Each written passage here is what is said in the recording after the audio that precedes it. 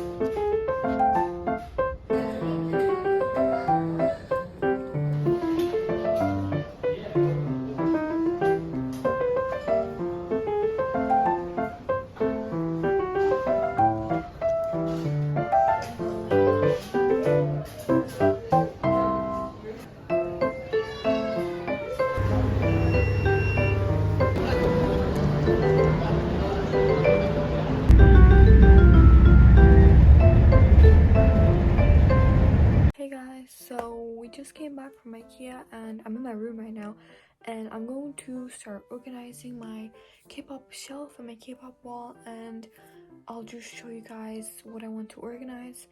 So I'd like to organize, some of it would be here, which was these photo cards. They've been like sitting here on the floor since I've gotten back from Manchester because I just hadn't had time to put them up or anything. I did put up my posters though, and I took some of my things down to like organize again. Also wanted to mention that from the Ready to Be album, I got a full Mina set. I just put one of the Minas up there, but I got a full Mina set, and I was kind of sad because I was hoping to get like a variety of members and stuff. But now that I think about it, this is like really lucky because it never happened to me, except for the Chewy message card, but that's totally okay. But I'm really happy. I'm just gonna start putting these over here, and then I'm gonna put some other things over here. I have finished organizing everything. It looks like a mess, but I honestly really like it because it just goes to show how many like photo cards I have and stuff. And I organized some of my like item collection too. I really like it, and I did my seraphim wall, including this twice little sticker sheet because I didn't have any space over here. So a little twicey, and and then Ive, a little bit of Ive and a little bit of seraphim. I'm only starting collecting them, so I only have a few inclusions. But then this is my Etsy wall.